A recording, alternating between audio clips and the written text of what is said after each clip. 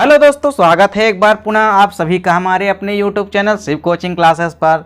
तो दोस्तों, previous video में हमने आपको अलैंगिक जनन के सभी प्रकारों के बारे में डिटेल से समझा दिया था। तो दोस्तों, आज के इस वीडियो में हम देखेंगे लैंगिक जनन क्या होता है या सेक्सुअल रिप्रोडक्शन क्या होता है। तो चलिए दोस्तों, सीधे चलते हैं अपने टॉपिक पे। तो चलिए दोस्तों, लैंगिक जनन क्या होता है। लैंगिक जनन में सदैव दो प्रकार की लैंगिक कोशिकाएं या युग्मकों के संलयन से बने युग्मनज से नई संतति का विकास होता है। इस प्रकार के जनन को हम क्या कहते हैं? लैंगिक जनन कहते हैं। देखिए दोस्तों, क्या होता है, इसमें दो अलग प्रकार की क्या होती है, कोशिकाएं या युग्मक, या हम बोले गए मीट, क्या करते हैं, आपस में ये क्या करते हैं, संलयित होते हैं। आपस में संलयित होते हैं मतलब आपस में मिलते हैं, और आपस में मिलने के बाद क्या करते हैं, युग्मनज बनाते हैं या जाइगोट बनाते हैं, और जाइगोट बनाने के बाद एक नई संतति का विकास करते हैं। तो इस प्रकार के जनन को हम क्या कहते हैं? लैंगिक जनन कहते हैं दोस्तों। तो चलिए दोस्तों, क्या होता है दोस्तों जो लैंगिक जनन है, देखिए इसमें संलयन करने वाली कोशिकाएं या युग्मक दो प्रकार की होती हैं। देखिए जो लैंगिक जनन है हमारा दोस्तों, इसमें दो प्रकार के युग्मक या गैमेट भाग लेते हैं। देखिए उसमें से हमारा जो पहला युग्मक होता है दोस्तों, वो तो होता है क्या, नर युग्मक, या जिसको हम क्या बोलते हैं, शुक्राणु बोलते हैं या स्पर्म बोलते हैं। देखिए, और जो दूसरा युग्मक होता है दोस्तों, वो मादा युग्मक होता है या अंडाणु होता है।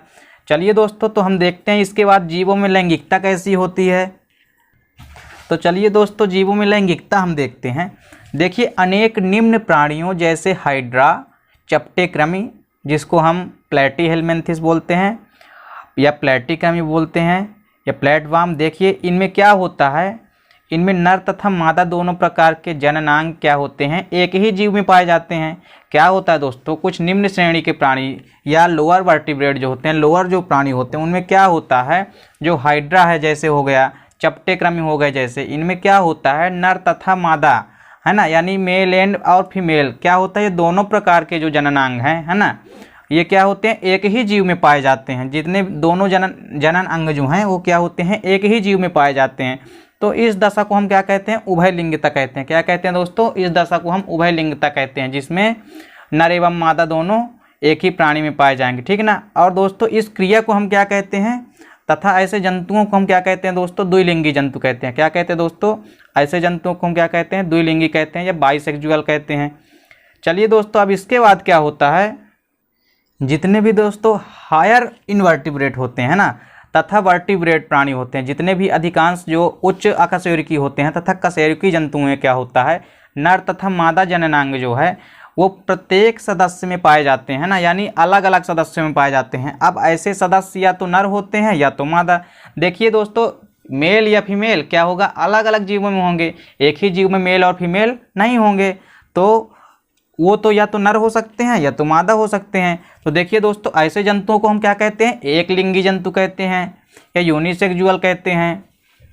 दोस्तों जो हमारा लैंगिक जनन है या सेक्सुअल रिप्रोडक्शन है, इसमें क्या होता है, यह घटनाएं जो है, देखिए यहाँ पास लैंगिक जनन की घटनाएं देखते हैं हम, तो यह प्रायः 3 चरणों में होती है। देखिए पहला स्टेप क्या होता है, यहाँ पे पहले निषेचन पूर्व घटनाएं। देखिए कुछ घटनाएं होंगी जो निषेचन के पहले संपन्न होगी, है ना, और दूसरा जो हमारा है वो निषेचन है अथवा युग्मक संलयन। दूसरा नंबर में क्या होगा, निषेचन होगा, उसके बाद युग्मक संलयन होगा उसी में। अब देखिए क्या होता है, तीसरा जो स्टेप है हमारा वो क्या होता है, निषेचन पश्च घटनाएं। अब निषेचन के बाद की जो घटनाएं होंगी उसको हम निषेचन पश्च घटनाएं कहेंगे। चलिए तो सबसे पहले हम देखते हैं निषेचन पूर्व घटनाएं जो होती है। तो निषेचन पूर्व घटनाएं देखते हैं दोस्तों हम। तो चलिए दोस्तों, जो हमारा सबसे पहला प्रकार है इसका, उसको वो है निषेचन पूर्व घटनाएं।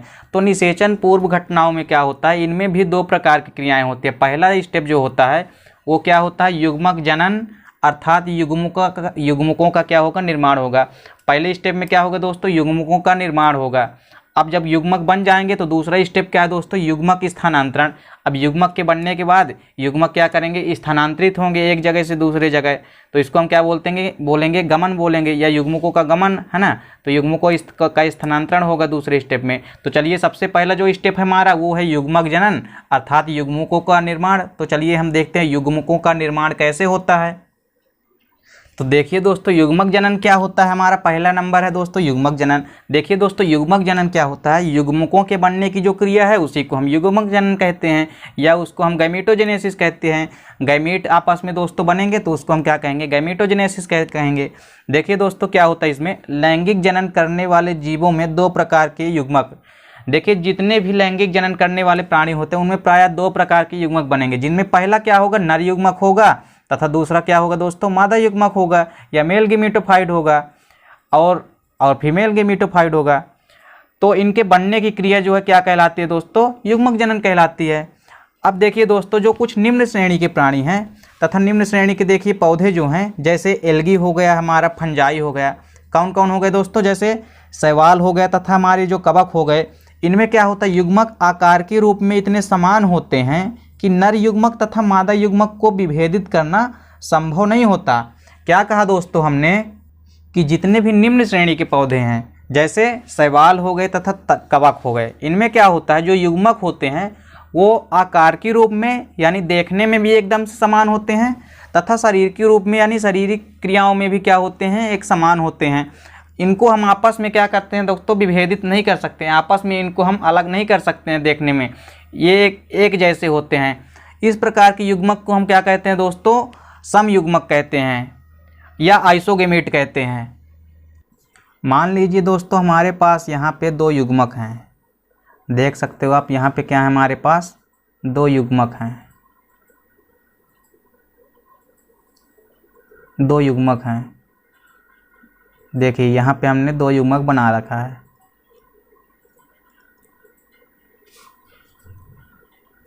तो देखिए दोस्तों ये दोनों युग्मक ऐसे हैं जिनकी आकार की या हमको देखें हम देखें तो ये देखने में भी कैसे नज़र आ रहे हैं, एकदम समान लग रहे हैं ना।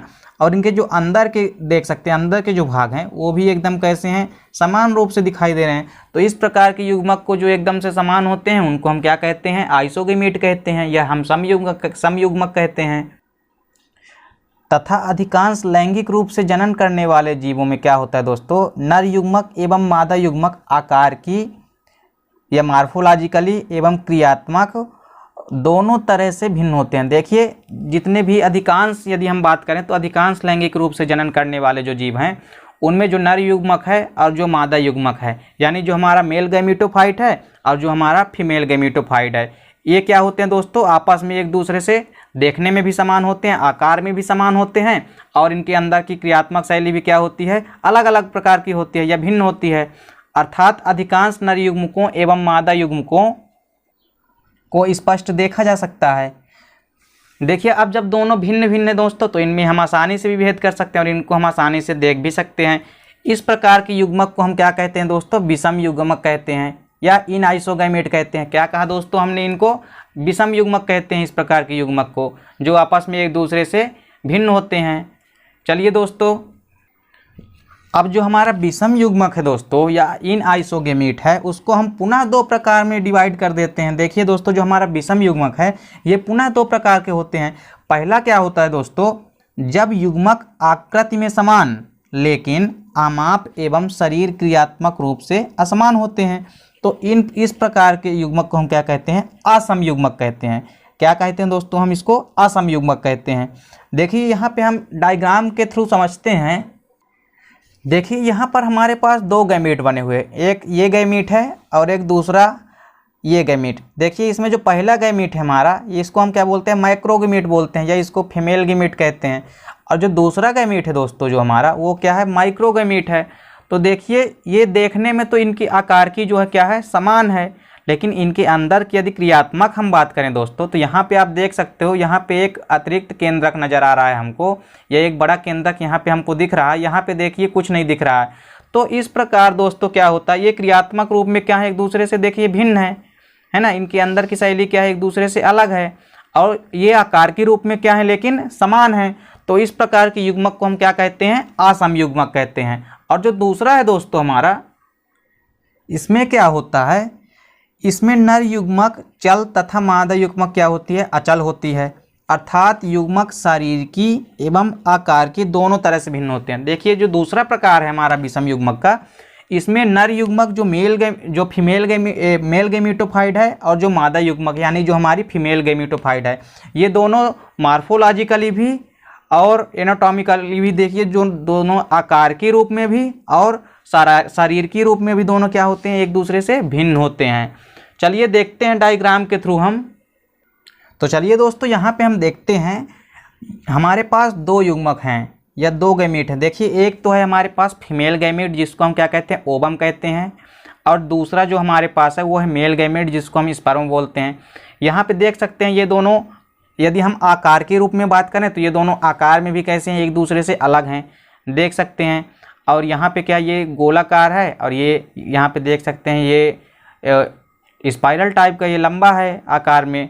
और देखिए जो इनकी यदि हम आंतरिक बात करें तो ये दोनों शरीर के रूप में भी क्या होते हैं, एक दूसरे से भिन्न है, देख सकते हो आप यहाँ पे दोनों में कोई भी डिफरेंस, देखिए दोनों क्या है आपस में एक दूसरे से अलग नज़र आ रहे हैं। तो इस प्रकार विषम युग्मक क्या हुए दोस्तों, दो प्रकार के विषम युग्मक थे। चलिए दोस्तों अब इसके बाद जो हमारा निषेचन पूर्व की जो दूसरी प्रकार है वो क्या है, युग्मक स्थानांतरण। देखिए हमारे पास यहाँ पे मेल और फीमेल गैमेटोफाइट बन चुके हैं। अब देखिए अब इनका स्थानांतरण कैसे होगा, वो है हमारा दूसरा प्रकार युग्मक स्थानांतरण।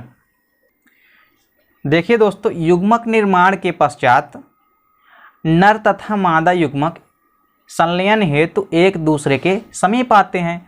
देखिए क्या होता है दोस्तों, जब हमारा युग्मक तो बन गए, अब युग्मक क्या होंगे, आपस में संलयित होंगे या आपस में मिलेंगे। तो आपस में मिलने के लिए ये दोनों एक दूसरे के समीप आते हैं। देखिए अधिकतर जीवों में नर युग्मक छोटे तथा चल होते हैं जबकि मादा युग्मक बड़े एवं अचल होते हैं। क्या कहा दोस्तों हमने कि यदि हम अधिकतर जीवों में बात करें तो जो हमारा मेल गैमीटोफाइट है या नर युग्मक है ये क्या होते हैं, छोटे होते हैं तथा चल होते हैं, जबकि मादा युग्मक क्या होती है, बड़ी होती है और अचल होते हैं। अब इसके बाद देखिए दोस्तों, अब जो हमारा नर युग्मक है वो विभिन्न माध्यमों जैसे जल, वायु, कीट आदि की सहायता से क्या करेगा, मादा युग्मक तक पहुँचेगा। अब देखिए जब ये मादा युग्मक तक पहुँचेगा इसके बाद की क्रिया जो है दोस्तों क्या होती है, इसके बाद जो हमारा दूसरा क्रिया है दोस्तों, जो लैंगिक जनन की जो दूसरी क्रिया है वो क्या है, युग्मक जनन, युग्मक संलयन या निषेचन। तो चलिए दोस्तों अब हम देखते हैं इसका दूसरा प्रकार लैंगिक जनन में क्या होता है, निषेचन अथवा युग्मक संलयन। तो चलिए दोस्तों आप अच्छे से समझिए क्योंकि पेपर के पॉइंट ऑफ व्यू से जो फर्टिलाइजेशन है, जो निषेचन है वो बहुत इम्पोर्टेंट है और ये लगभग हर पेपर में पूछा जाता है। तो पेपर के दृष्टि से ये बहुत महत्वपूर्ण है। तो चलिए देखते हैं निषेचन क्या होता है दोस्तों, या युग्मक संलयन जिसको हम कहते हैं वो क्या होता है। देखिए लैंगिक जनन की एक महत्वपूर्ण घटना निषेचन अथवा युग्मक संलयन के अंतर्गत इसमें क्या होता है, दो अगुणित युग्मकों, और वो अगुणित युग्मक कौन कौन से हैं दोस्तों, नर तथा मादा युग्मक यानी मेल या और फीमेल गैमीटोफाइट। अब देखिए क्या होता है, जो मेल और फीमेल गैमीट हैं इनके संलयन के फलस्वरूप क्या होता है, एक द्विगुणित युग्मनज का निर्माण होता है और इस क्रिया को हम क्या कहते हैं दोस्तों, निषेचन या युग्मक संलयन कहते हैं। देखिए हमारे पास दो प्रकार के गैमीट हैं, एक है हमारा मेल गैमीट और दूसरा है हमारा फीमेल गैमीट। एक है हमारा नर युग्मक और दूसरा है क्या दोस्तों, हमारा मादा युग्मक। और जब ये नर और मादा युग्मक आपस में क्या करेंगे, संलयित होंगे या आपस में मिलकर क्या करते हैं, एक जाइगोट का निर्माण करते हैं या युग्मक मिलकर आपस में युग्मनज का निर्माण करते हैं। तो इससे क्या होता है, एक द्विगुणित युग्मनज का निर्माण होता है या द्विगुणित जाइगोट बनता है। तो इस क्रिया को हम क्या कहते हैं, निषेचन कहते हैं। देखिए इस क्रिया के फलस्वरूप न केवल युग्मनज में गुणसूत्रों की द्विगुणित संख्या पुनः स्थापित होती है अपितु दो जनक के लक्षण को भी समायोजन होता है तथा संतानों में विभिन्नताएं होती है। देखिए दोस्तों हमने आपको पहले ही लैंगिक व लैंगिक जनन में अंतर में बताया था कि जो लैंगिक जनन के फलस्वरूप क्या होते हैं कि इनमें विभिन्नताएं उत्पन्न होती है। अब जब दो गैमीट आपस में मिलेंगे दोस्तों तो उन दोनों गैमीटों में अलग अलग कुछ लक्षण होंगे और जब दोनों आपस में मिलेंगे तो दोनों के कंबाइन लक्षण आएंगे यहाँ पर। तो जाहिर सी बात है कि कुछ विभिन्नताएं आएंगी, जो नई संतति बनेगी हमारे पास या जो नया जीव बनेगा उसमें कुछ विभिन्नताएं देखने को मिलेगी।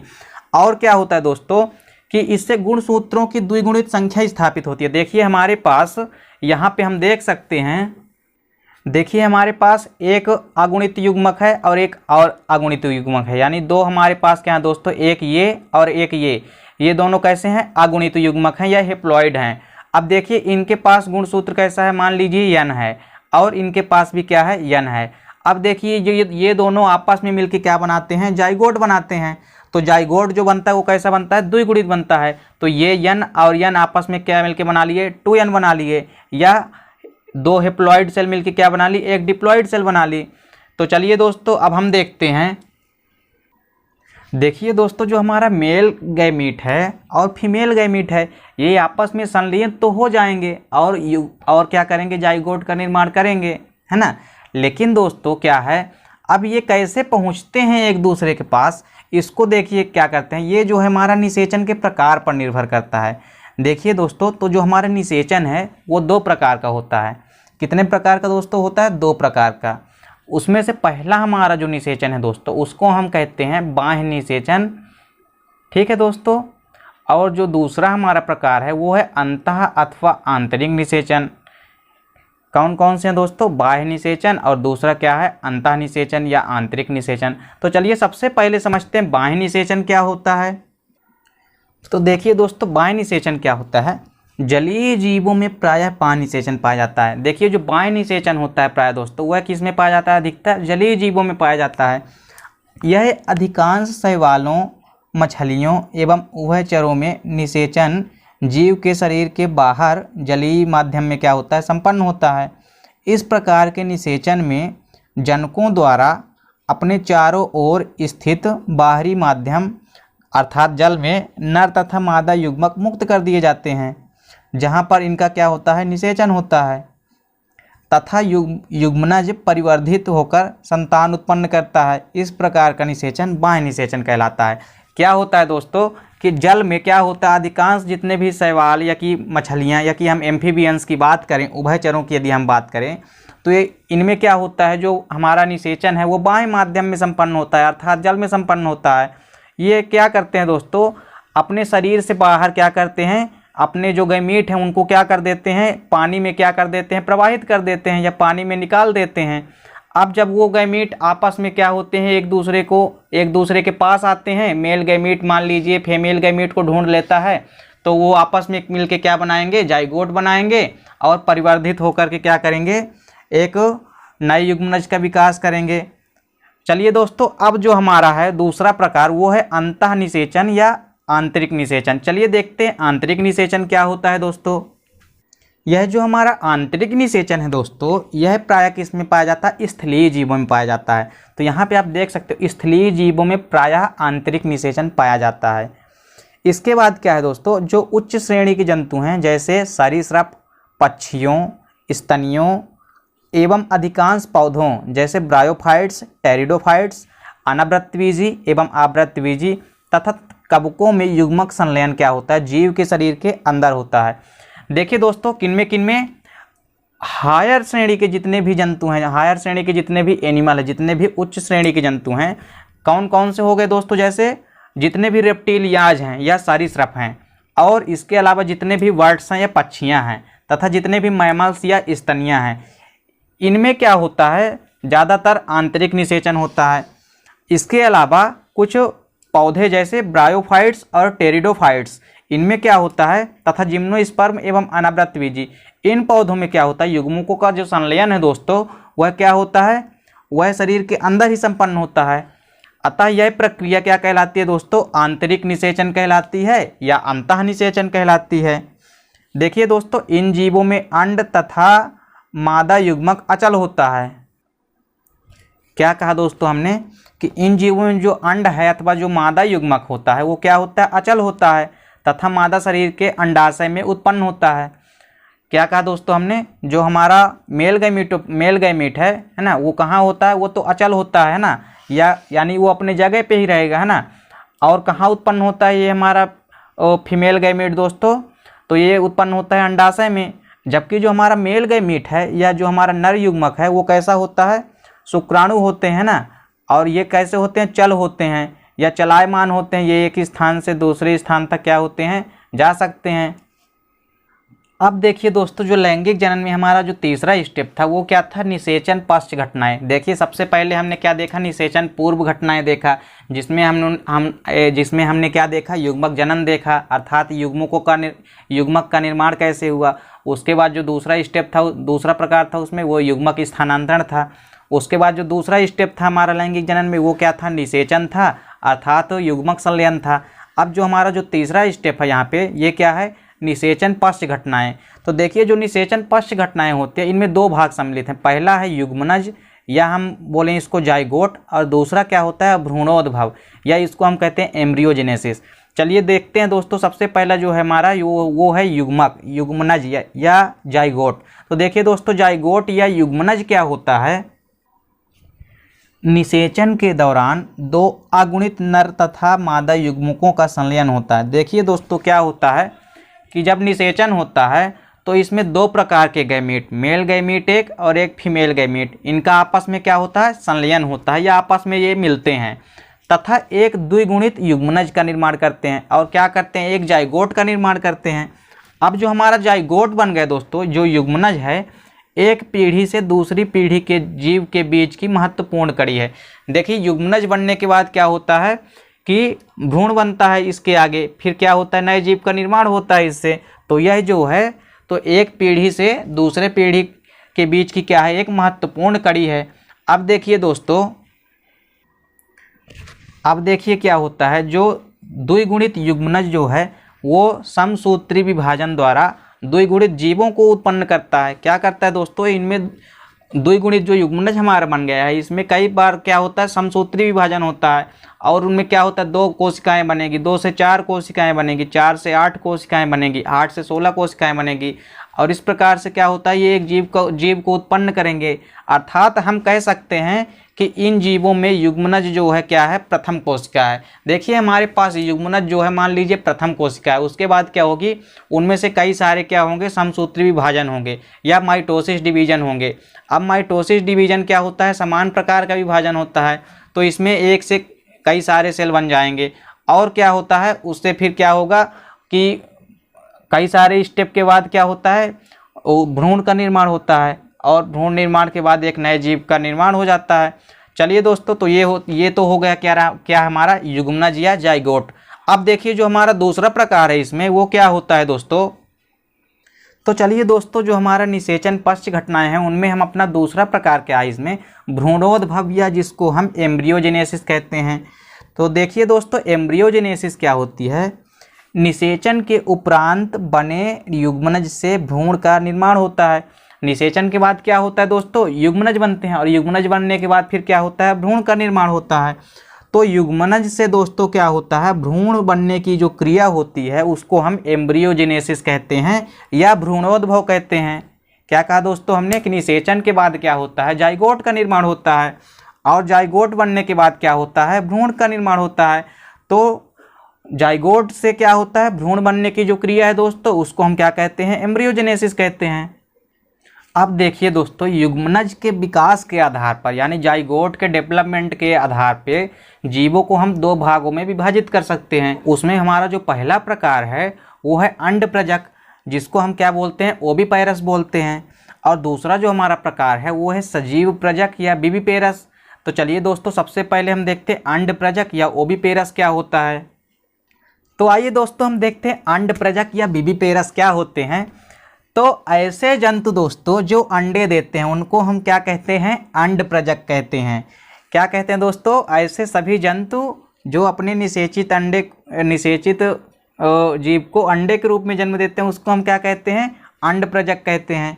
अर्थात जो जीव अंडे देते हैं उसको हम क्या कहते हैं, अंडप्रजक जीव कहते हैं। इस श्रेणी के अंतर्गत सरीसृप, पक्षी, मछलियाँ तथा उभयचर आते हैं। देखिए दोस्तों, प्रायः कौन कौन से जीव आते हैं इनमें, जितने भी रेप्टिलियाज हैं या सरीसृप हैं तथा जितनी भी पक्षियाँ या बर्ड्स हैं, और जो भी क्या है मछलियाँ हैं दोस्तों, तथा जो भी एम्फीबियंस हैं अर्थात उभयचर हैं, इनमें क्या होता है, अंडप्रजक होते हैं, अर्थात ये अंडे को जन्म देते हैं। इन जंतुओं जैसे सरीसृप तथा पक्षियों द्वारा सुरक्षित स्थान पर निषेचित अंडे दिए जाते हैं। क्या कहा दोस्तों हमने, जितने भी रेप्टिलियाज हैं अर्थात सरीसृप हैं तथा जितने भी पक्षियां हैं इनके द्वारा क्या होता है, जो अंडा है वो सुरक्षित स्थान पर दिया जाता है। तो ये अंडे क्या होते हैं दोस्तों, कैल्शियम कार्बोनेट के कठोर कवच के रूप में ढके होते हैं। देखिए दोस्तों, जो पक्षी के अंडे हैं वो क्या होते हैं, अर्थात और जो किसके, सरीसृप के जो भी अंडे हैं वो क्या होते हैं, एक कठोर आवरण जिसको हम क्या कहते हैं, कैल्शियम कार्बोनेट के बने होते हैं ना, जो एक निश्चित निवेशन अवधि के बाद स्फुटित होकर नए शिशु का निर्माण करते हैं। और ये जो अंडे हैं दोस्तों, क्या होता है कि एक निश्चित अवधि के बाद या एक निश्चित समय के बाद क्या होता है कि ये फटते हैं आपस में, और फटने की क्रिया को ही स्फुटन होना कहते हैं या स्फुटित होते हैं। और ये स्फुटित होकर करके क्या करते हैं, एक नए शिशु को जन्म देते हैं। और जो दूसरा दोस्तों हमारा प्रकार है वो है सजीव प्रजक, या उसको हम विविपेरस कहते हैं। तो चलिए दोस्तों, सजीव प्रजक या विविपेरस क्या होते हैं, तो आइए हम देखते हैं दोस्तों। ऐसे जीव जिनकी मादा प्रसव क्रिया द्वारा शिशु को जन्म देती है, इस प्रक्रिया को हम सजीव प्रजक कहते हैं। क्या कहा दोस्तों हमने कि ऐसे सभी फीमेल्स है ना, जिनमें क्या होता है, फीमेल्स जो है वो प्रसव क्रिया के द्वारा क्या करती है, शिशु को जन्म देती है। इस प्रक्रिया को हम क्या कहते हैं, सजीव प्रजक कहते हैं या विविपेरस कहते हैं। इस प्रक्रिया के अंतर्गत दोस्तों अधिकांश स्तनधारी जंतु जैसे मनुष्य आदि आते हैं। देखिए दोस्तों, इस प्रक्रिया में कौन कौन से आते हैं, जैसे ह्यूमन हो गया या मनुष्य हो गया, वो इस श्रेणी के अंतर्गत आते हैं। जितने भी मैमल्स हैं दोस्तों वो क्या होते हैं, सजीव प्रजक होते हैं, है ना। यदि हम कुछ मैमल्स को छोड़ दें, जैसे हमारे पास एक मैमल्स है दोस्तों, उसको हम बोलते हैं एकिडीना, और एक होता है प्लेटिपस। देखिए दोस्तों, ये दो ऐसे मैमल्स हैं जो होते तो मैमल्स हैं, लेकिन ये क्या देते हैं, अंडे देते हैं। तो ये क्या है दोस्तों, मैमल्स के अपवाद हैं, जो कि हैं तो मैमल्स लेकिन क्या देते हैं, अंडे देते हैं। अब देखिए दोस्तों क्या होता है, इनमें मादा जीव के शरीर के भीतर युग्मनज क्या होते हैं, विकसित होकर शिशु का विकास करते हैं, और एक निश्चित अवधि जिसे हम गर्भाधारण अवधि कहते हैं, इसके पश्चात ये प्रसव क्रिया के द्वारा क्या करते हैं, शिशु को जन्म देते हैं।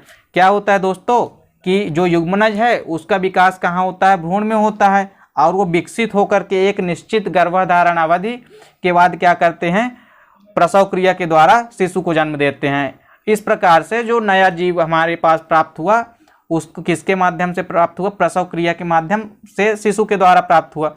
तो चलिए दोस्तों, आई होप कि ये वीडियो आपको अच्छी लगी होगी दोस्तों, और यदि आपको ये वीडियो अच्छी लगी हो तो आप लाइक, शेयर और कमेंट करना ना भूलें। दोस्तों मिलते हैं आपसे हम नेक्स्ट वीडियो में, तब तक के लिए जय हिंद, वंदे मातरम।